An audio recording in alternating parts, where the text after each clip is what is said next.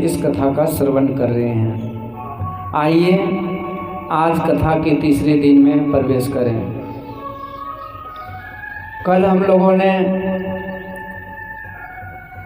ये सुना था कि भागवत कथा के मुख्य वक्ता कौन है, मुख्य श्रोता कौन है और इसके निर्माता कौन है। कथा सुनने से पहले ये तीनों चीज जानना होता है, श्रोता, वक्ता, निर्माता। ते महापुराण के रचयिता वेद व्यास भगवान हुए। वेद व्यास भगवान ने भविष्य पर दृष्टि करी तो उसे अंधकार दिखाई दिया। समझ गए आने वाले समय में लोग मंद बुद्धि के होंगे, विवेकहीन प्राणी होंगे। पर यदि हम गौर से देखें तो विवेकहीन कोई नहीं है। निरक्षरता का जो दर है वो घटते जा रहा है, साक्षर लोग होते जा रहे हैं, एजुकेटेड होते जा रहे हैं। पर व्यास जी की समझ में आया कि लोग विवेकहीन हो जाएंगे, तो उसकी समझ सही, हमारी समझ सही। तो देखिए विवेकहीन तो नहीं है, पर एक दृष्टि से देखिए तो विवेकहीन हैं।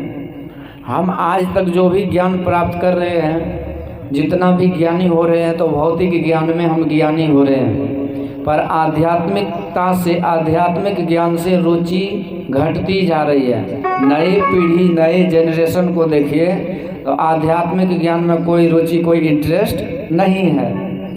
अब आध्यात्मिक ज्ञान को समझना उनके लिए छोटी सी बात को समझना उसके लिए बहुत बड़ी बात हो जाती है। यही है विवेकहीन। आहार निद्रा भय मैथुनं च एतत् समानम पशुभिर नराणाम ज्ञानम नराणाम धिकम विशेषो ज्ञाने नहीं ना पशुभिर समानम।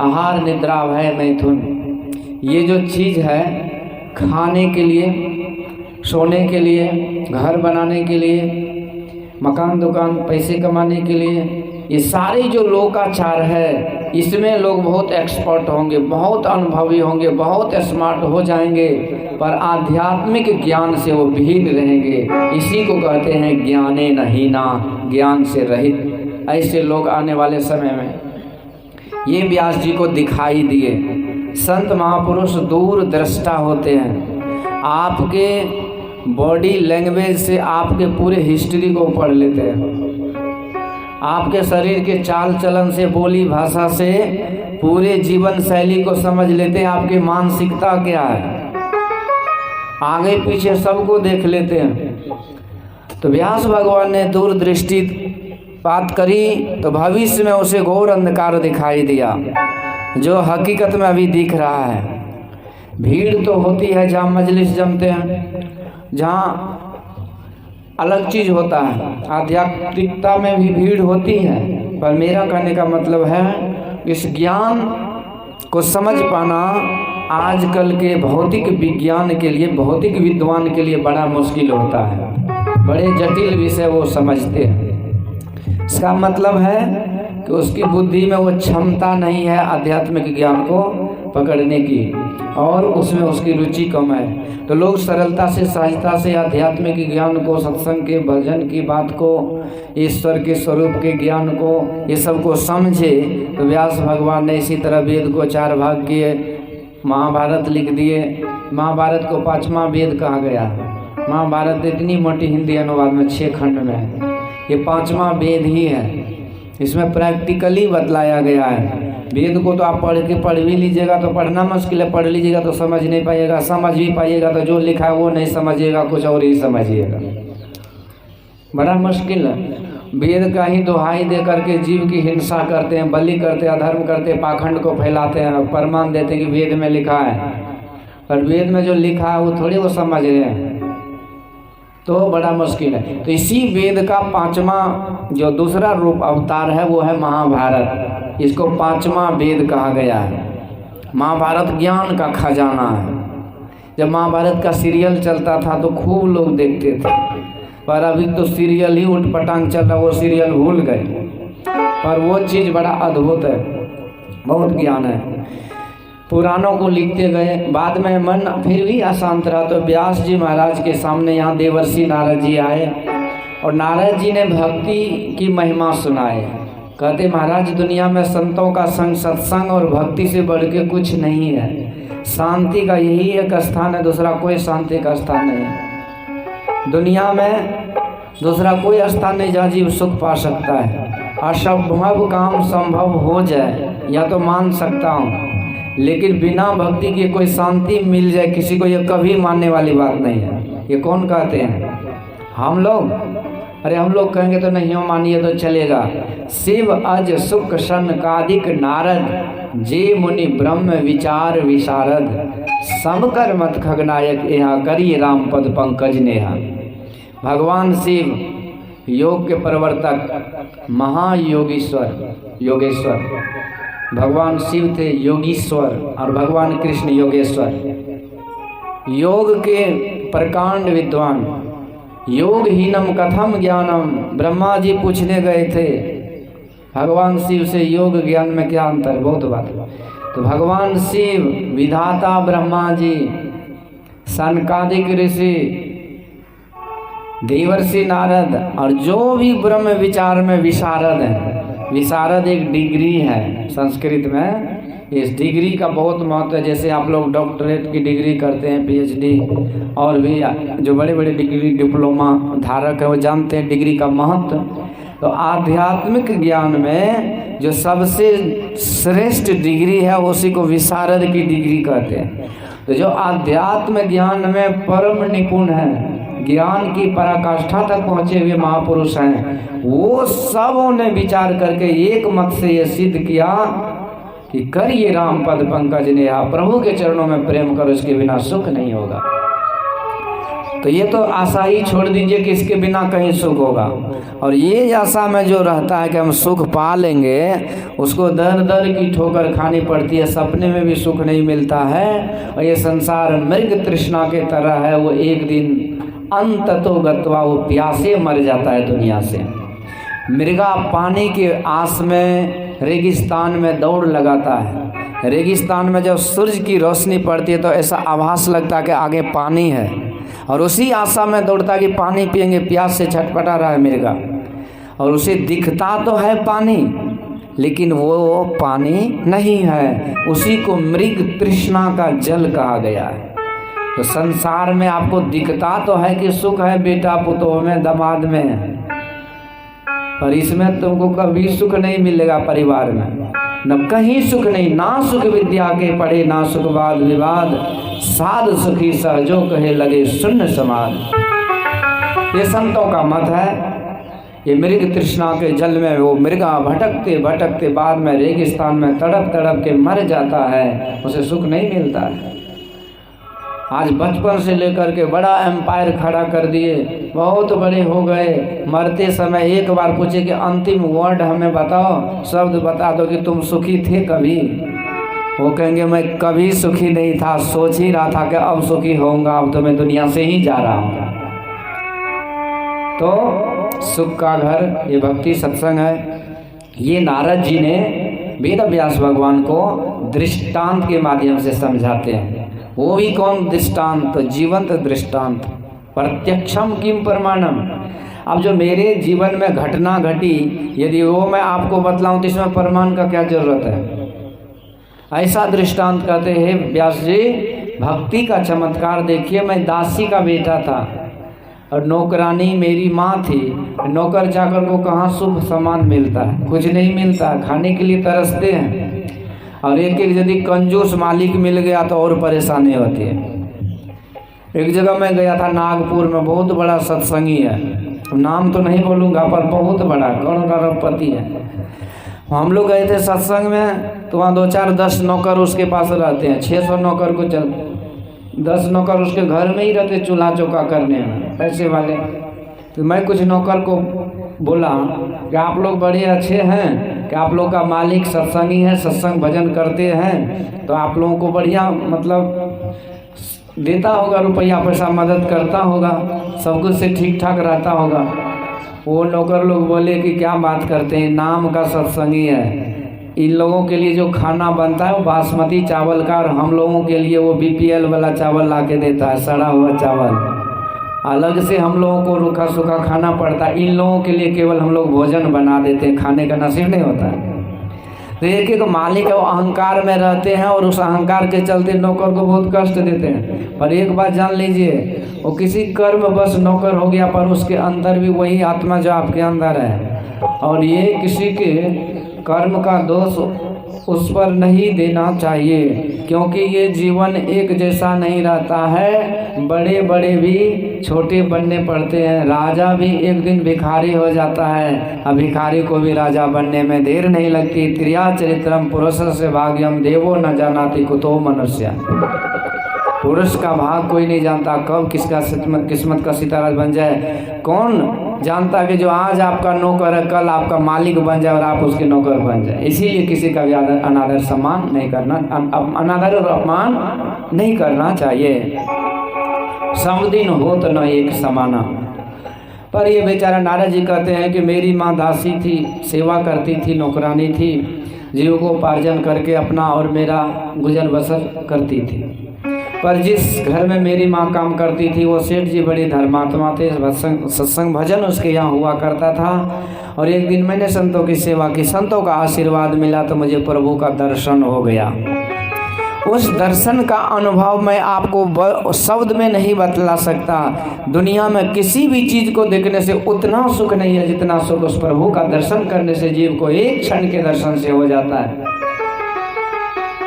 अद्भुत सुख का आनंद मिलता है। सुनत लखत सुख लहत अद्भुति में ही प्रभु मिलते। अद्भुत अंतर की डगरिया जा पर चल कर प्रभु मिलते। बड़ा अद्भुत है वो सुख।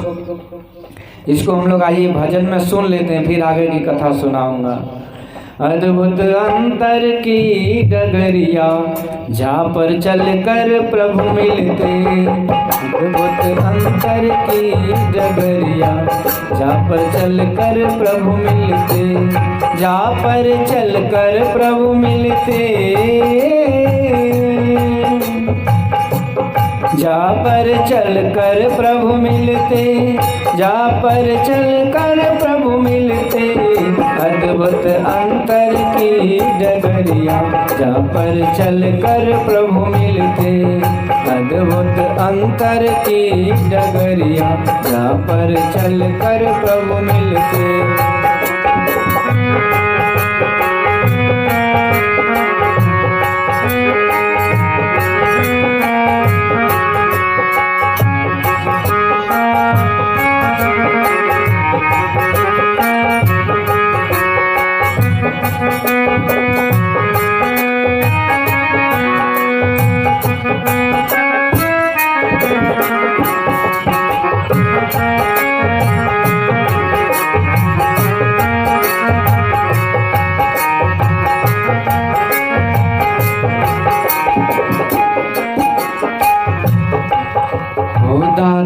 सतगुरु धन्य धन्य जो राह लखा देते।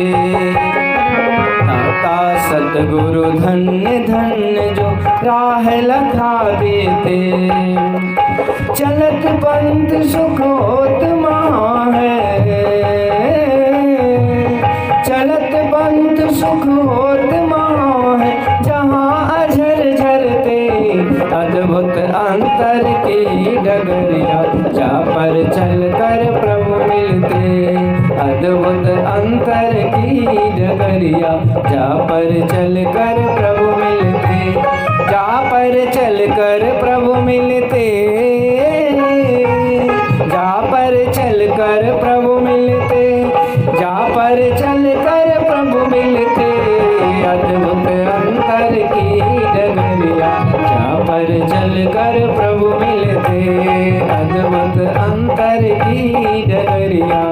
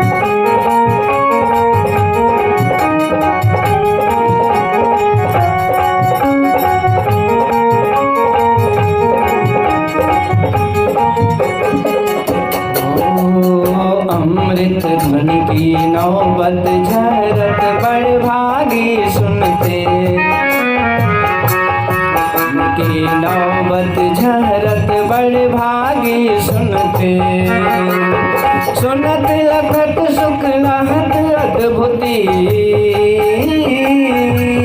सुनत लखत सुख लहत अद्भुति में प्रभु मिलते, अद्भुत अंतर की डगरिया जा पर चल कर प्रभु मिलते, अद्भुत अंतर की डगरिया जा पर चल कर प्रभु मिलते, जा पर चल कर प्रभु मिलते, जा पर चल कर प्रभु मिलते, जा पर चल कर प्रभु मिलते, अद्भुत अंतर की डगरिया जा पर चल कर प्रभु मिलते, अद्भुत अंतर की डगरिया जा पर चल कर प्रभु मिलते, जा पर चल कर प्रभु मिलते, जा पर चल कर प्रभु मिलते। बोलिए श्री सद्गुरु महाराज। तो गुरु की कृपा से नारद जी कहते हैं, व्यास जी हमको उस प्रभु का मिलन हुआ, पर थोड़े क्षण के लिए हुआ, पर उसका आनंद मैं शब्दों से बखान नहीं कर सकता, क्योंकि उपनिषदकार कहते हैं विषया आनंद से लाखों गुना, कई सौ गुना, कई गुना ज़्यादा आनंद यहाँ के संसार के सुख से पितर लोक में सुख मिलते हैं, आनंद मिलते हैं। उससे ज़्यादा आनंद गंधर्व लोक में मिलते, उसके ज़्यादा आनंद स्वर्ग लोक में मिलते, उससे ज़्यादा आनंद वैकुंठ ब्रह्म लोक में मिलते, उसके ज़्यादा आनंद वैकुंठ लोक में मिलते हैं। पर इन सारे से कई गुना अधिक आनंद वो ब्रह्मानंद है, ब्रह्मानंद का सुख है, ईश्वर प्राप्ति का सुख है। उसके आभास मात्र से अद्भुत सुख का अनुभव जीव को होता है। तो उस संत ने आशीर्वाद दिया, मुझे कुछ क्षण के लिए प्रभु का दर्शन हुआ, और जैसे हाथ हटा लिए तो अंधकार छा गया। मैं निवेदन किया, गुरुदेव मुझे उसी रूप का दर्शन कराइए, उसी में मेरा मन प्राण लगता है, बस गया। और मुझे तो एक क्षण के लिए लगा कि मैं तो धन्य धन्य हो गया, कृत्य कृत्य हो गया, मैं तृप्त हो गया, पर फिर मैं उसी तरह से व्याकुल हो रहा हूँ। संत कहते हैं, देख बेटा, मैंने तो अपने तप बल से तुझे एक झांकी दिखलाई, और पूरा बाकी का दृश्य यदि तुमको देखना है तो उसके लिए तुम्हें खुद तप करना पड़ेगा। तब नारद जी कहते, व्यास जी मैंने उस अंतर अनुभूति से प्रेरित होकर के उससे मैं प्रेरित हुआ कि मैं सोचा कि मैं जंगल जा कर के कठोर तप करके उस प्रभु को प्राप्त करूंगा।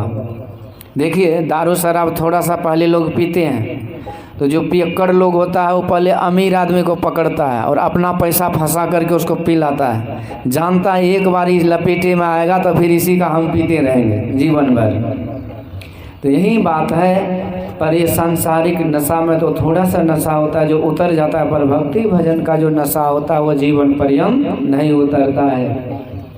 आज नारद जी कहते, व्यास जी मैं घर छोड़ने का संकल्प लिया तो मेरी माँ रोने लगी कि बेटा मैं तुम्हारे लिए जी रही हूँ, यदि तू चला जाएगा तो मैं तो मर जाऊंगी तड़प तड़प के, तू मुझे छोड़ के मत जा। इस दुखियारनी माँ को चौथेपन में तुम्हारा ही सहारा है। नारद जी विचार बदल दिए। और समय का खेल देखिए, कुछ दिन के बाद उसकी माँ गई थी जंगल लकड़ी लाने और एक विषैला सांप ने डस लिया। माँ मर गई, रोने से तो जी नहीं सकती है, खूब रोया। बाद में उस माँ को चिता में जला दिया। तो माँ जलती गई और इसका ममता भी जल गया। रोते रोते वहाँ से प्रणाम करके विदा लिए, उस राख को ही तिलक लगा लिए और घनघोर जंगल चले गए तप करने, उस प्रभु को प्राप्त करने के लिए। कठोर साधना करी, साधना समय तो अंत हो गया, समय पूरा हो गया, लेकिन साधना पूरी नहीं हुई। पर लक्ष्य ऊंचा था, साधना का संकल्प लेकर के बैठा था। और जीवन में कहते जब कुछ ठोकर लगती है, कुछ कष्ट होता है, तो कभी कभी दुख भी अच्छा ही होता है कि हमको विवेक की आंख खोलती है। अपने लोग जब कभी धोखा देते हैं ना, तो ये भी बढ़िया होता है, हम जो उसमें चिपके हुए उससे हम अलग हो जाते हैं। तो सुख के माथे सिल पड़े जो नाम हृदय से जाए, बलिहारी बात दुख की जो पल पल नाम रटाए। कभी कभी सुख भी बाधक होता है, आदमी को इतना सुख हो जाता है कि उसको बढ़िया चीज़ भी बढ़िया नहीं लगता है। कहते ऐसा कौन सा सुख जो भक्ति की मुख से भगवान के तरफ से आपको विमुख कर दे। एक जगह मैं भागवत कथा कर रहा था।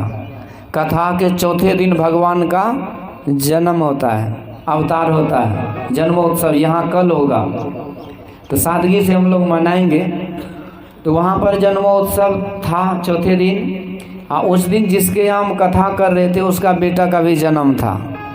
और वो लोग इतने कुसंस्कारी थे, इतने अहंकारी कुवाखर सब थे कि भगवान के जन्मोत्सव को इधर छोड़ छाड़ के पूरे परिवार छत के ऊपर बैलून केक काट रहे थे।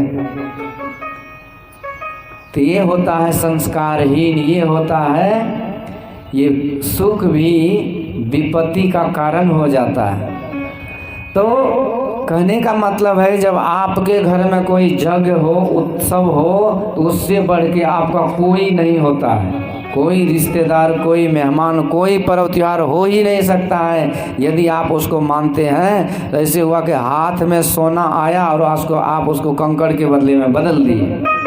इसका आदर सम्मान कीजिए तो जीवन में अक्षय पुण्य मिलता है।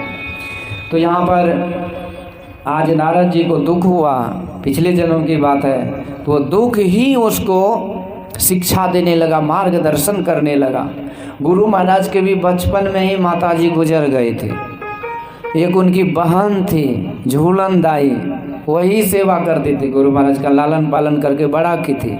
पर जब घर छोड़ दिए तो वो बहन भी रोती थी, उनके पिताजी भी रोते थे। एक बार जब गुरु महाराज से मिलने आए तो खूब रोए थे, और गुरु महाराज ने उस मोह ममता को अवसर में लिए और फिर भी तीव्र वैराग्य धारण करके भक्ति मार्ग से मुड़ करके पीछे नहीं देखे थे। कहते हैं यदि भगवान वन न गए होते, वन मतलब जंगल, और वन मतलब बनना, कहते यदि भगवान वन न गए होते तो भगवान बन न गए होते।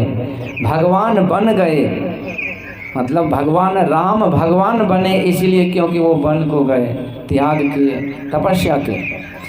14 इंद्रियों को साधना ही 14 वर्ष का वनवास है, और इस 14 इंद्रियों के द्वारा भक्ति सत्संग करना ही ऋषि महात्माओं के आश्रमों का भ्रमण करना है। यही भगवान के जो इंद्रिय जीत होते हैं वही असली राजा होते, उसी राजा के द्वारा राम राज्य स्थापित होता है। जो स्वयं लुटेरा है, जो स्वयं घोटालेबाज है, वो दूसरी प्रजा का क्या सेवा करेंगे। ऐसे रामराज की दुआई देते हैं। यहाँ नारद जी कहते हैं मैं साधना के लिए निकल पड़ा, घनघोर जंगल में कठोर तप किया, मेरा समय पूरा हो गया, साधना पूरी नहीं हुई, शरीर छूट गया। और देखिए शरीर ही नहीं छूटता है, दुनिया में आप जिस चीज़ को पकड़े हैं ना वो सब छूट जाता है। सब की वैलिडिटी है, वैलिडिटी मतलब वही देता है, कोई स्थिर नहीं। गुरु महाराज कहते सातों स्वर्गों केरे निवासी, देव धनुज सब अमित विलासी, कोई न स्थिर सब ही बटोई, सब बटो ही है। कबीर साहब तो यहाँ तक कहते हैं कि जिस देवतागण की हम उपासना करते, जो बड़े बड़े लोक में विराजते हैं, जिसके पास अपार शक्ति है, वो बड़ी बड़ी देवतागण भी एक समय के साथ वो भी उसका भी अंत हो जाता है। 9 हो मर गए, 10 हो मर गए 788, 33 कोटि देवता मर गए, पर गए काल के फांसी। सूर्यो मरिए, चंदो मरिए, मरिए धरणी आकाशा, 14 भुवन चौधरी मर गए, इन्हों के कासा। सब मरते हैं पर समय का फिर है। हमारे सामने में कुत्ता बिल्ली कितने मर जाते हैं, कुत्ता मरता है, उसका पिल्ला सब कितना गुजर जाते हैं, हम लोग यही देखते रह जाते हैं। पर हम लोगों से भी लंबी लंबी आयु वाले उसके सामने हम लोग टपक जाते हैं, वो देखते रह जाते हैं। तो ये आयु तो सबकी पूरी होती है, एक दिन ये संसार भी खत्म हो जाता है, ये संसार भी प्रलय हो जाता, फिर नया संसार बनता है। तो भगवान कहते जैसे हम कपड़े बदलते रहते वैसे शरीर भी बदलता रहता है, ऐसे संसार भी अदला बदली होता है। ब्रह्मांड दास पलटू कहे बड़े दरबार में, कोटि हैं इंद्र जहाँ भरे पानी, कोटि ब्रह्मांड 100 कोटि ज्ञानी, करोड़ों ब्रह्मांड है, अनंत संसार है, विशाल संसार में तो सब कुछ का प्रलय होता है। नारद जी कहते मेरा शरीर छोटा, और बाद में ब्रह्मा जी का भी प्रलय हो गया। यानी कि संसार का भी प्रलय हो गया। ब्रह्मा जी योग निद्रा का आश्रय लेकर के 1 कल्प तक शयन में चले गए। ब्रह्मा जी भी सोते हैं, ब्रह्मा जी भी सोते हैं, जैसे हम लोग सोते हैं ना रात में, तो ब्रह्मा जी भी सोते हैं। तो एक रात जो ब्रह्मा जी का है वो बड़ी लंबी है। 1 कल्प का 1 रात होता है, 1 कल्प का 1 दिन होता है ब्रह्मा जी का। ब्रह्मा जी के दिन को ही कल्प कहते हैं और ब्रह्मा जी के रात को ही कल्प कहते हैं। 4 अरब 32 करोड़ साल ये ब्रह्मा जी का 1 दिन है।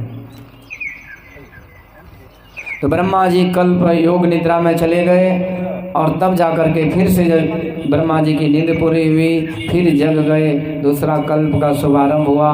ब्रह्मा जी ने सृष्टि की रचना करना प्रारंभ करी। तो तब नारद जी कहते हैं कि मैं कहाँ दासी का बेटा पिछले जन्म में था, इस जन्म में मैं ब्रह्मा जी का बेटा मानस पुत्र बन के प्रकट हुआ। अब कोई किसी दासी का बेटा हो और मुकेश अंबानी का बेटा हो जाए अगले जन्म में, अथवा बड़े राष्ट्रपति का बेटा हो जाए, तो कितना बड़ा प्रमोशन हुआ। ये प्रमोशन होता कैसे है? नारद जी कहते मैं कहीं का नहीं था, मुझे कोई पूछने वाला नहीं था, 2 दाना के लिए मैं मोहताज रहता था, 2 गज कपड़े और 2 पग भूमि मेरे पास नहीं थी। जिसको दुनिया में कोई पूछने वाला नहीं था, वही जब भक्ति किया तो प्रमोशन देखिए कि विधाता ब्रह्मा का मानस पुत्र बन के मैं आ गया। श्री सद्गुरु। तो जीवन में यदि प्रमोशन चाहते हैं, प्रोग्रेस चाहते हैं, डेवलपमेंट चाहते हैं, करियर को बनाना चाहते हैं, कहते भक्ति भजन कीजिए, यही सबसे बड़ा करियर बनाने का तरीका। करियर ही नहीं है तो बैठोगे कहाँ पर? कैरियर ये मनुष्य का शरीर है और मनुष्य शरीर और अच्छा परिवार संस्कार, योगी कुल और श्रीमान का कुल तो तब मिलता है जब हम योग मार्ग पर, भक्ति मार्ग पर चलते हैं। भक्ति से विमुख रह करके कोई अच्छी गति की तो कल्पना भी नहीं कर सकते हैं। अभी जो है सो है, लेकिन आगे कोई चांस नहीं है। बच्चे को बैठाइए, कौन सी है? अरे बैठो वहाँ। बोलिए आनंद कंद भगवान की जय। नारद जी ने ये चमत्कार सुनाए और व्यास जी को बात पूरी समझ में आ गई। व्यास जी बच्चा को यहाँ जमपुरी दिखाने नहीं लाइए, बैठाइए, सुनाइए, ऐसे थोड़ी होता है। आप समझ गए कि बच्चा आ गया तो बड़का संस्कारी हो गया, बैठेगा शांत से तब कुछ लाभ होगा। और वैसे भी जो बच्चा समझदार होता है उसको माँ बाप थोड़ी बैठाते हैं, उसको तो कन्हा पर बस्ता दे देते हैं, बस जाओ अंग्रेजी मीडियम पढ़ो, हाय हेलो करो। सत्संग भजन में थोड़ी कुछ रखा है, तो फालतू काम है। अब जिसको समझ में नहीं आता उसको लाते हैं। ठीक है, लाए थे, बढ़िया है, पर बैठाइए गोद में, टहलाइए मत, लोगों का ध्यान बढ़ता है। इस तरह से व्यास जी ने अपना चमत्कार सुनाया। नारद जी ने, व्यास जी को पूरा विश्वास हो गया कि हकीकत में भक्ति में कुछ है, इससे बढ़ के कुछ नहीं है। उसी समय व्यास जी ध्यान पर बैठ गए, ध्यान अवस्थित हो गए। सम्य प्रास आश्रम में ब्रह्म नद्याम सरस्वत्याम आश्रम पश्चिमे तटे साम्य प्रास इति प्रोक्ता ऋषिनाम सत्रवर्धना। ध्यान अवस्थित हो गए, बहुत समय तक ध्यान में लीन रहे, प्रभु में विश्वास हुआ, प्रेम हुआ और व्यास भगवान को अंदर में अद्भुत अनुभूति हुई। खुद को आनंद में विभोर तो हो ही गए, और जब प्रेरणा होने लगी तो सोचा कि मैं जिस आनंद को प्राप्त कर रहा हूँ, यदि मेरे माध्यम से और भी किसी को मिल जाए तो ये तो बढ़िया बात है। मान लीजिए आप गाड़ी पे जा रहे हैं, गाड़ी में 5 सीट है, 2 सीट खाली है, आपको तो पेट्रोल डीजल जो खर्चा उतना ही होगा, यदि 2 को और बैठा लीजिए तो उसकी भी तो भलाई हो जाएगी। ये उपकारी संत होते हैं जिसको दुनिया में किसी चीज़ को पाने की कोई ज़रूरत नहीं होती है, खुद ब्रह्मानंद में लीन होते हैं, पर ऐसे आनंद में लीन होते हुए भी वो संसार के प्राणियों के दुख से द्रवीभूत होकर के संसार के कल्याण के लिए वो संसार में आ जाते हैं। जीव हित आप ही आवे सुरत को आई तारा है, जीवन मुक्त ब्रह्म पर चरित्र सुनाई जी ध्यान। तो ऐसे महापुरुष जो जीवन मुक्त होते हैं वो भी इस कथाओं को सुनते हैं, उनको तो लाभ होता ही है, पर जब वो सुनते हैं तो इससे लोगों को प्रेरणा मिलती है तो वो भी सुनते, उनको भी लाभ हो जाता है। इस तरह से व्यास भगवान को अंदर में अनुभूति हुई और व्यास भगवान ने उस अनुभूति को लिपिबद्ध करना चाहा। गणेश भगवान की स्तुति करी और माँ सरस्वती की कृपा से ब्रह्म नदी के तट पर, सरस्वती नदी के तट पर गणेश भगवान राइटर हो गए, लेखक हो गए और व्यास भगवान बोलते गए, गणेश भगवान लिखते गए। लिखते लिखते कुछ ही समय में दिव्य महापुराण की रचना हुई, जिसमें 12 स्कंद यानी 12 स्कंद, 335 अध्याय और 18,000 श्लोक हैं। इसका नाम पड़ा श्रीमद् भागवत महापुराण। ज्ञान वैराग्य भक्ति से परिपूर्ण ये महापुराण, इसलिए भी आज भी इसकी महिमा सबसे अधिक है। बहुत जगह होते लेकिन महापुराण की कथा कोई सोच भी नहीं सकते हैं। कितने तो जीवन में सोचते रह जाते हैं, वो भाग्यशाली है जो सोच संकल्प जिसका पूरा हो जाता है। बहुत महिमा है इसकी। ये कल्प वृक्ष है, जो कामना कीजिए वो पूरी होती है। पर जो निष्काम भाव से इस कथा को सुनते हैं उसे परम प्रभु परमात्मा की प्राप्ति हो जाती है। अब व्यास जी सोचने लगे इतना अद्भुत ग्रंथ है, यदि मैं ऐसे उपकारी किसी को संत को सुनाऊं तो कोई ऐसा हो जिसको मैं सुनाऊं जिसके माध्यम से संसार का कल्याण हो।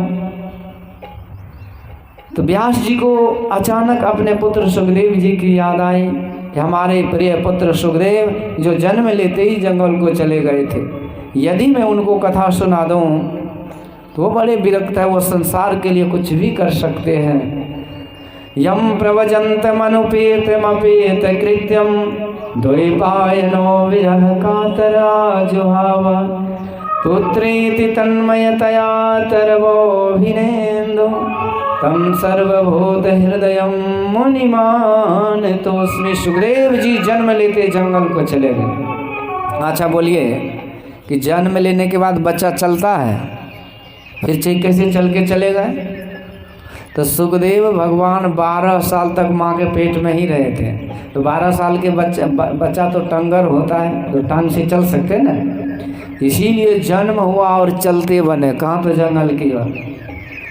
तो जो न मेरे राम का वो न मेरे काम का। हम लोगों को दर दर की ठोकरें मिलती है तब हमको मोह टूटता है, और सुखदेव भगवान ऐसे मोह तोड़ दिए।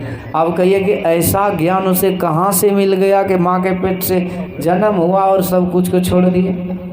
हम लोग को तो ठोकर लगता है तब ज्ञान होता है, उसको क्या? तो कहते सुखदेव भगवान माँ के पेट से ही ज्ञानी थे। पूर्व जन्म में एक सुग्गा था, वही सुखदेव जी बने। भगवान शिव माँ पार्वती को अमर कथा सुना रहे थे। कारण ये था कि नारद जी ने माँ पार्वती की कान फूंक दिए। कहते देवी तुम्हें पता नहीं, तुम जो भगवान के गले में जो मुंड है नरमुंड, वो तुम्हारा ही मुंडा है। तुम जितनी बार मरी वो आपकी मुंडी को गले में लगाते रहे। माँ पार्वती बड़ी दुखी, पूछती प्रभु बतलाइए मैं बार बार मरती हूँ, आप मरते नहीं, कारण क्या? भगवान शिव कहते देवी मैं अमर इसीलिए हूँ कि मैं अमर कथा जानता हूँ, सुनता हूँ, सिद्ध किया हूँ इस कथा को। यदि तुम्हें भी अमर होना है तो तुम्हें ये कथा सुननी पड़ेगी। तब पार्वती महारानी सुनने लगी तो भगवान शिव डमरू बजाए तो सब भाग गए जो भी चिड़िया चुनमुन, और तब जाके कथा सुनाते रहे। पर माँ पार्वती को नींद आ गई तो एक अंडा था, उससे बच्चा हुआ और वहीं हुंकारी दे के कथा को सुन रहा था। भगवान को लगा कि श्रोता जगे तो चलो सुनाते रहे। पर बाद में अचानक नज़र पड़ी तो देखते हैं कि पार्वती जी तो सोई। ये हूँ कौन कर रहा है भाई? तो देखा वो चिड़िया बड़ी गौर से सुन रही है। हम भगवान को गुस्सा आया कि अनाधिकारी बन के ये कथा सुन रहा है, बिना अनुमति का, बिना योग्यता का। अब भगवान शिव त्रिशूल उठाए तो चिड़िया उड़ चला। उड़ते उड़ते उधर व्यास भगवान की जो पत्नी थी विटिका देवी, वो उसी के मुंह में जाके बैठ गया। अब भगवान त्रिशूल लिए खड़े, जल्दी निकलो। उधर से दौड़े दौड़े व्यास जी कहते क्या हुआ प्रभु? कहते उसको बोलो जल्दी से मुंह से चिड़िया को बाहर करे, उसको मारूंगा। व्यास जी हंसने लगे, कहते प्रभु उसको मारोगे क्यों? इसलिए कि उन्होंने मेरी अमर कथा सुन ली है। कहते लो यदि उन्होंने अमर कथा सुन ली तो मरेगा कैसे? वो तो अमर हो गया। यदि आप उसे मार भी दोगे, यदि वो मर गया तो अमर कथा का मर्यादा रहा? तो अमर कथा ही बेकार हो गया। तब भगवान छोड़ के चले आए और वही समय पा करके उस सुखदेव जी का जन्म हुआ था। पर वो जानते थे कि संसार में सब धोखा है, ये संसार में लोग भूल जाते हैं, यहाँ के तमाशा में पड़ जाते हैं और तमाशा बन करके नाचते रहते हैं। तो सो माया बस पर गोसाई, अब बांधे कीर मरकट की डाई। मरकट मतलब बंदर, कीर मतलब वही सुग्गा। सुग्गा और बंदर की तरह नाचते रहते हैं इस माया के बस में आकर।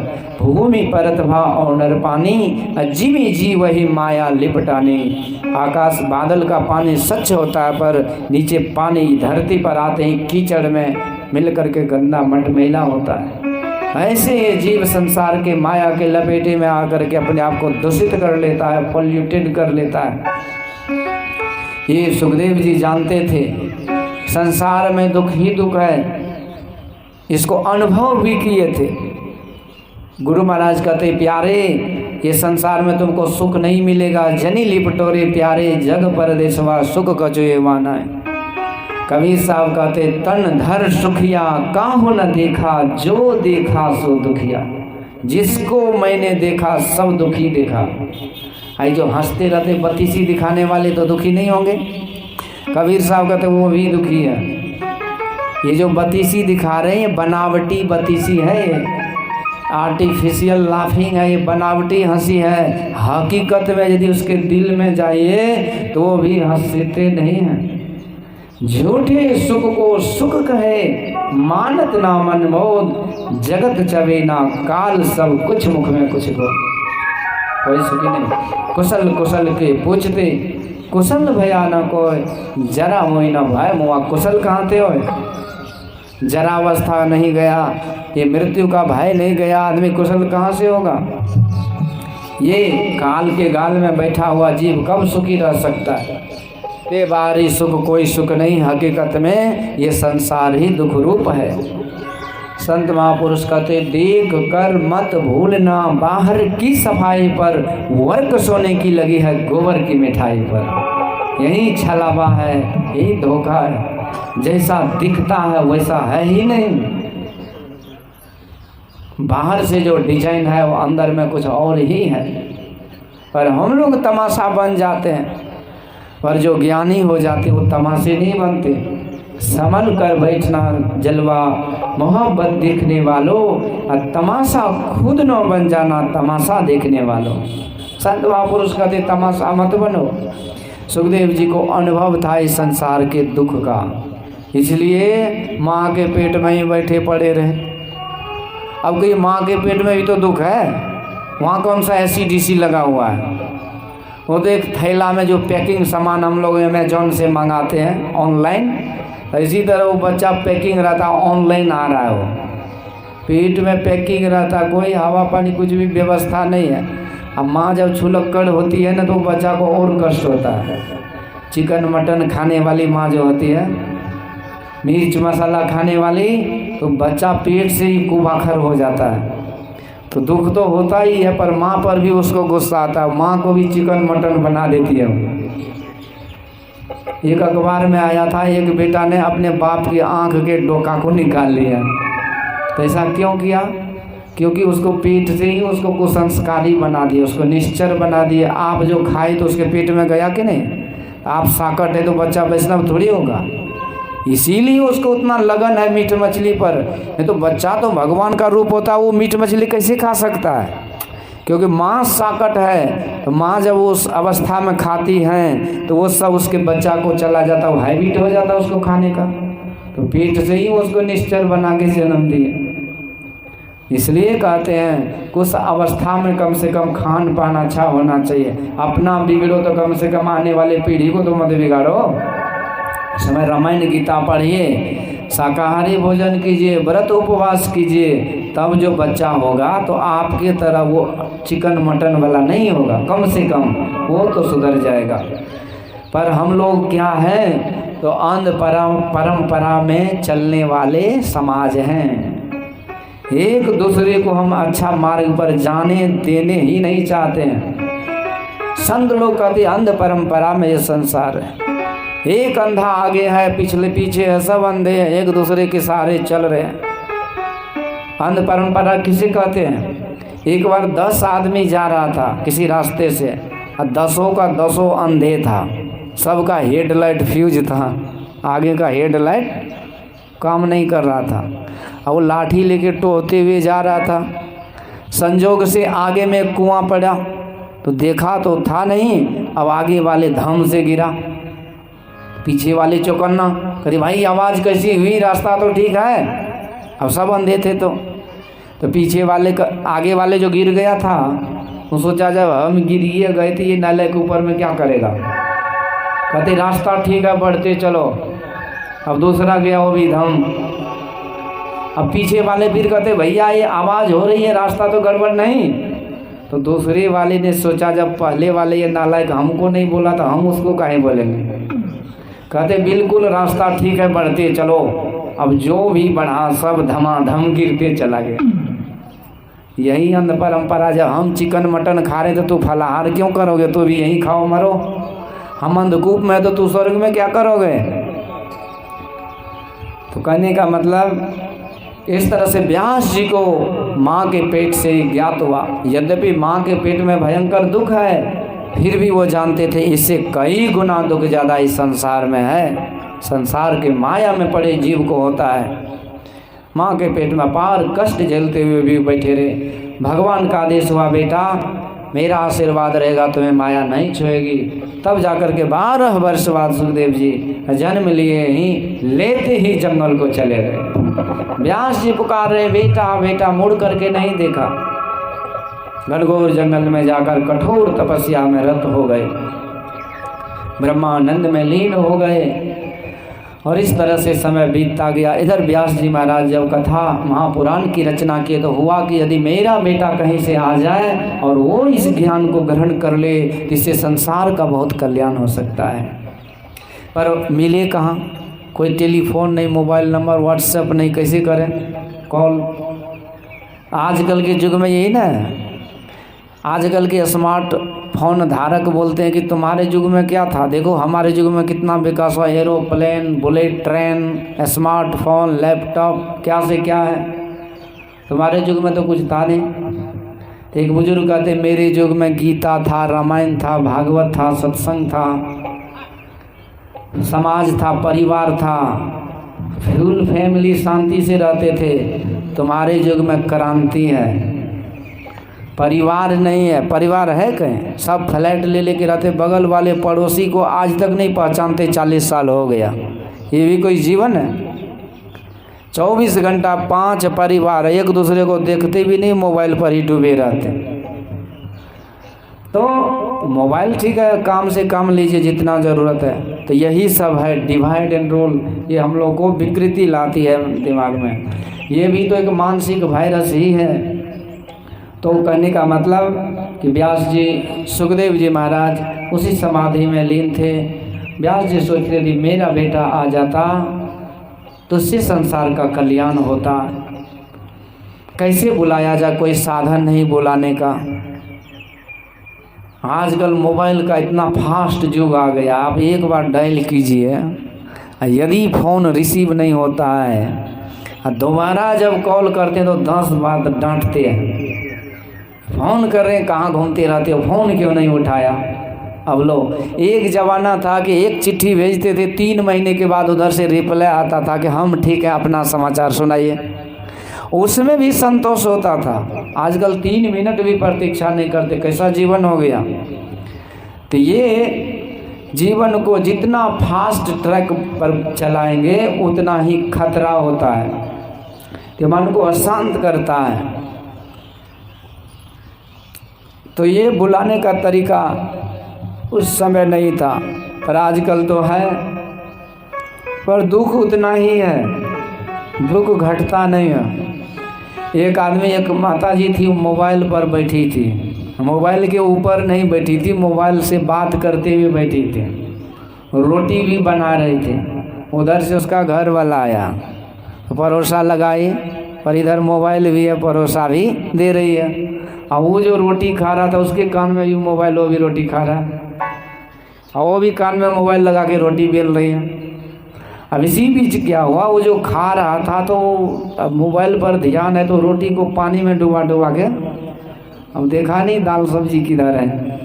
अब पानी में तो कोई स्वाद नहीं था, वो डांट रहे नालायक कहीं के, दिन भर मोबाइल पे बैठी रहती हो, दाल में ना नमक दिया ना हल्दी दिया ना मसाला दिया, ऐसे पानी बना के छोड़ दी। घर वाली ऐसे मुड़ के देखती है तो देखा वो तो मोबाइल पे पानी डुबा डुबा के, इधर से कहती इधर देखो, ये जो बेलन देख रही हो ना, घुमा के मारूंगी दांत बाहर आ जाएगा, देख करके दाल में रोटी को डुबाओ। तो ये हाल है जीवन में। व्यास जी सोचते कि मैं अपने पुत्र को बुलाऊं कैसे। एक साधन है बुलाने का, वो है कि मेरा जो महापुराण है मेरे द्वारा लिखित, इसका जो श्लोक है, इसमें जो आकर्षण है, हकीकत में जो सच्चे माने में भक्त होंगे वो इससे आकर्षित हो जाएंगे। तो अपने शिष्यों को कुछ श्लोक याद करा दिए और बोले तुम लोग गायन करते हुए जंगल के रास्ते विचरण करो, मेरा बेटा कहीं भी होगा इस श्लोक के आकर्षण से आकर्षित होकर खींचे खींचे मेरे पास आएंगे। वरहापीडम नटवर वपो कर्णयो कर्णिकारम बिभ्रदवासं कनककपिशं वैजयन्तीं च मालां रन्ध्राण्वेणोरधरसुधया पूरयन् गोपवृन्दे वृन्दारण्यं सपदरमणं प्राविशद गीतकीर्तिः। अरे लौट के ले गया दिल जिगर, लूट के ले गया दिल जिगर, सांवरा जादूगर, लूट के ले गया दिल जिगर, सांवरा जादूगर, लूट के ले गया दिल जिगर, सांवरा जादूगर। सांवरा मेरा सांवरा, सांवरा मेरा सांवरा हो, सांवरा मेरा सांवरा, सांवरा मेरा सांवरा, लूट के ले गया दिल जिगर, सांवरा जादूगर, लूट के ले गया दिल जिगर, सांवरा जादूगर। सबको ये मीठी मीठी ताली जय।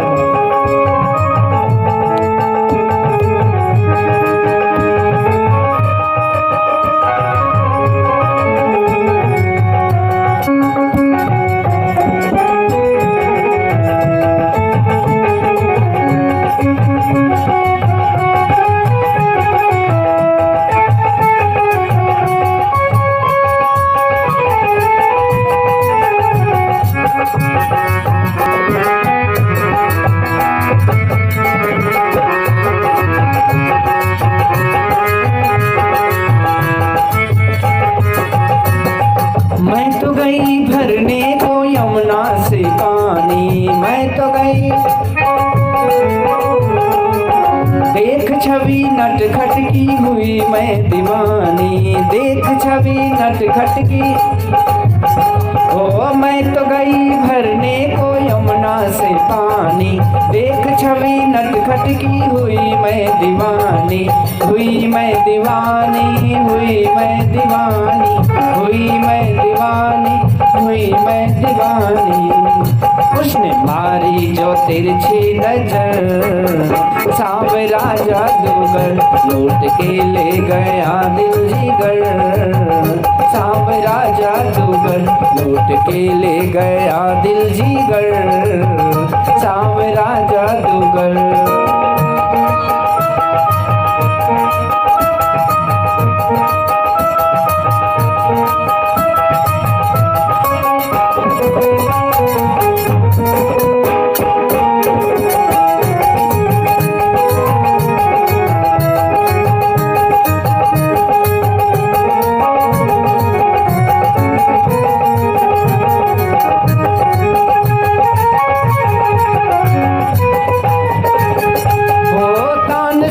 बांसुरी की सुध बुध में खोई, भूल गई लोक लाज बस तेरी में होई। ओ तान सुनी बांसुरी की सुध बुध में खोई, भूल गई लोक लाज बस तेरी में होई, बस तेरी में होई, बस तेरी में होई, बस तेरी में होई, बस तेरी में होई। छोड़ के तुझको जाऊं किधर सांवरा जादूगर, छोड़ के तुझको जाऊं किधर सांवरा जादूगर, लूट के ले गया दिल जीगर, सांवरा जादूगर लूट के ले गया दिल जीगर, सांवरा जादूगर लूट के ले गया दिल जीगर, सांवरा जादूगर। सांवरा मेरा सांवरा, सांवरा मेरा सांवरा, हो सांवरा मेरा सांवरा, सांवरा मेरा सांवरा, लूट के ले गया दिल जिगर, सांवरा जादूगर लूट के ले गया दिल जिगर, सांवरा जादूगर लूट के ले गया दिल जिगर, सांवरा जादूगर, सांवरा जादूगर, सांवरा जादूगर। बोलिए वृंदावन बिहारी लाल की। इस तरह से मन को चुराने वाले प्रभु का नाम ही एक मनमोहन है, और उसकी वाणी, उसका प्रसंग, उसकी चर्चा, उसकी कथा ये मन को खींच लेते हैं। आज शिष्यों ने प्रभु का गुणगान करते हुए श्लोक का गायन करते हुए जा रहे थे। वो भी कौन सा श्लोक, जिस श्लोक के द्वारा गोपियाँ भगवान का चिंतन की थी। ये गोपियाँ बहुत बड़े बड़े ज्ञानी तपस्वी थे पूर्व जन्म के। ये प्रसंग मैं आपको कल के बाद सुनाऊंगा। तो ऐसे दिव्य भक्तों के द्वारा गायन किया हुआ श्लोक भी कैसा दिव्य होगा। उसी श्लोक को आज शिष्य गायन करते जंगल के मार्ग विचरण कर रहे थे। अचानक जो समाधि में लीन सुखदेव भगवान के कान तक गई तो अचानक ध्यान टूट गया, समाधि टूट गई। सोचने लगे जो प्रभु इतने सुंदर हैं, जो भगवान का इतना सुंदर स्वरूप है, उसका स्वभाव भी तो सुंदर होना चाहिए, जरूर जाकर के दर्शन करना चाहिए। देखिए माँ सबरी सब भक्ति में निपुण थी, सकल प्रकार भगति दृढ़ तोरे स्वयं भगवान कहते हैं। गुरु महाराज के भी वचन में प्रवचन में आता है कि गुरु महाराज कहते हैं कि माँ सबरी ऐसी भक्तिनी थी, ऐसी संत को दशा प्राप्त की हुई थी कि जब उनके शिष्यों ने, मातंग ऋषि के शिष्यों ने पानी पर रोक लगाई तो पानी भी सड़ गया था।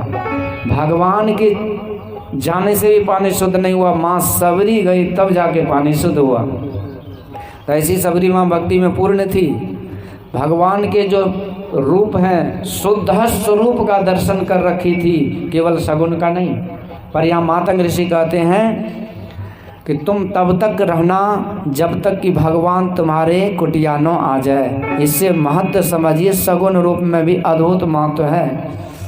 तो इस तरह से आज सुखदेव भगवान समाधि में लीन है, निर्गुण निराकार शुद्ध स्वरूप में परिनिष्ठित है। परिनिष्ठितोपि निर्गुण्यम, निर्गुण सत्ता में फिर भी जब प्रभु की सगुण कथा को सुनते हैं तो आंखें खुल गई। सोचने लगे कि इतना सुंदर भगवान है, जा करके दर्शन करना चाहिए। मन व्याकुल हो गया दर्शन के लिए। वरहा पीड़म नटवर वपु, वपु मतलब रूप, नटवर नट जैसा, और वरहा पीड़म मोर का मुकुट धारण करें, और प्रभु पीताम्बर धारण किए, 5 प्रकार के पुष्पों से गुथे वैजंती माला धारण करते, वनमाला। और ऐसे भगवान का ये सुंदर स्वरूप और गीत कीर्ति, ये सारे ब्रजवासी गीत कीर्ति का गायन कर रहे हैं और भगवान सज धज करके वृंदावन में प्रवेश कर रहे हैं। ये सुखदेव जी ने सुना, आंखें खुली, सोचा ऐसे प्रभु का जरूर दर्शन करना चाहिए। हम सांसारिक सुंदरता को देखते हैं तो आंख में दोष होता है, हृदय में विकार जाता है, पर प्रभु का दर्शन करते हैं तो हृदय निर्विकार होता है, आँख को मानो अंजन लग जाता है, आँख का दोष भी दूर होता है। इसलिए कहते आँख वाले वही संसार में जिन्होंने इस आँख से प्रभु का दर्शन किया, नहीं तो ये मोर पंख के समान है वो आँख। कान वाले वही है जिन कानों से प्रभु का कथा सुना हो, नहीं तो श्रवण रंध्र अहि भवन समाना। उसका कान तो सांप के बिल जैसा, और बोली तो उसी का सुंदर होता है जिन्होंने इस बोली से प्रभु का गुणगान किया हो, नहीं तो भक भक करते रहो दिन रात, कोई फर्क नहीं पड़ता है। जी यशोदादुर जी समाना, हुआ जीव मेढक के जीव जैसा है जो टर टर करता है, उसका कोई अर्थ ही नहीं निकलता। आज गोपियों ने इसी भाव से वर्णन किया है, भगवान के रूप सुधा का पान चिंतन किए गए हैं इस श्लोक के द्वारा। और यही श्लोक व्यास जी महाराज के शिष्यों ने गायन करते हुए विचरण कर रहे थे। इतना प्रभावशाली श्लोक। मान लीजिए आप भजन बनाइए, सुनने में ठीक लगेगा, ताल मात्रा से हिट कर जाएगा, और कुछ दिन के बाद फ्लॉप कर जाएगा। कितना फिल्म हिट करता है और अनफिट हो जाता है, पर संत महापुरुषों की वाणी सब दिन हिट रहते हैं, कभी फ्लॉप नहीं करते। आज भी हिट है, तब भी हिट था और आगे भी हिट होगा। यही जीवन को लाभ करता है, जीवन को सही दिशा दशा प्रदान करता है। रोल मॉडल कहते संत महापुरुषों के जीवन को बनाइए, भगवान के आदर्श, भगवान को और महापुरुषों को जो बनाते हैं वो भटकते नहीं हैं रास्ते से। तो ऐसे दिव्य श्लोक को सुन करके सुखदेव महाराज की समाधि टूट गई। शिष्यों से पूछा, फिर ध्यान में चले गए। सोचने लगे कि रूप का वर्णन तो बहुत सुंदर किया गया, पर भगवान इतने सुंदर हो तो ठीक है, लेकिन धोखा नहीं देंगे इसकी क्या गारंटी है? क्योंकि जो संसार में आए हैं तो संसार तो धोखा ही है, और उसी बीच में आए तो धोखा भी हो सकता है। क्योंकि 10 चोर के बीच में एक इंसान रहे, ये संभव है? कुछ न कुछ तो उसमें भी आएगी। अरे कोई बाबा महाराज जब चोर थे या बाबा महाराज बन गए, तब क्या कहावत है कि चोरी चली गई लेकिन तुम्बा फेरी नहीं गई। यही सोचने लगे कि भगवान इस संसार में आए, कहीं हमको धोखा मिल जाए तो, इसलिए हम तो यहीं अच्छे हैं, समाधि में ही ठीक है। फिर से हम समाधि में चले जाते हैं। संसार को तो पहले छोड़ चुके थे, संसार को तो देखे भी नहीं थे, फिर संसार में क्यों जाना, फिर बैठ गए। अब दूसरे श्लोक शिष्यों ने गाया, अहो बकीयम स्तन काल कूटम जिघांसयापि हरये, अहो बकीयम स्तन काल कूटम जिघांसयापि हरये सदत्तम। कहते वो भगवान इतने दयालु हैं कि पूतना को भी सदगति दे देते हैं। जो कि जहर पिलाने आई थी, जो मारने आई, उसको भगवान ने तार दिए। अब इससे बड़ा उपकारी कौन हो सकते हैं? अब सुखदेव जी महाराज समाधि खुल गई और चल पड़े भक्ति के लिए, प्रभु के लिए। शिष्यों से कहा कि जो श्लोक आप सुना रहे हो, क्या ये पूरी कथा सुनने को मिल सकती है? इसमें तो आनंद ही आनंद है। शिष्यों ने कहा, मुझे तो 2 ही श्लोक याद है, पूरी कथा सुनना तो हमारे गुरु जी के पास चलो। अब सुखदेव जी को ले आए, टहलाते घनघोर जंगल से आते आते सामने परास आश्रम में सुखदेव जी आ गए। व्यास जी ने वर्षों बाद अपने पुत्र को देखा तो हृदय से लगा लिए, प्रेम आश्रम में नहा दिए, और वहीं पर अद्भुत विधिवत तरीके से व्यास भगवान ने सुखदेव जी महाराज को कथा सुना दी। बोलिए भागवत भगवान की। तो ये है प्रणेता, रचयिता, writer of the Bhagavata Mahapurana, Bhagavata Mahapurana के लेखक वेद व्यास भगवान। अब वक्ता का रूप लिया श्री सुखदेव जी महाराज। सुखदेव जी महाराज ने समय पाकर के यही भागवत महापुराण परीक्षित को सुना करके उसको मृत्यु के भय से मुक्त किए थे। पूछा महाराज, सौनक जी पूछते हैं कि परीक्षित को मृत्यु का भय क्यों लगा? वो तो धर्मात्मा थे, उनके पूर्वज भी धर्मात्मा थे। परीक्षित का पिता अभिमन्यु भी तो थे, साहसी थे, योद्धा थे, धर्म के लिए प्राण गंवा दिए थे। अर्जुन वो भी धर्मात्मा थे। तो ऐसे वंश में जन्म लेने वाले परीक्षित को ये मृत्यु का श्राप क्यों लगा? क्यों वो मरने पर मरणासन में बैठ गए? और किस तरह से सुखदेव भगवान ने कथा सुनाई, यह मुझे विस्तार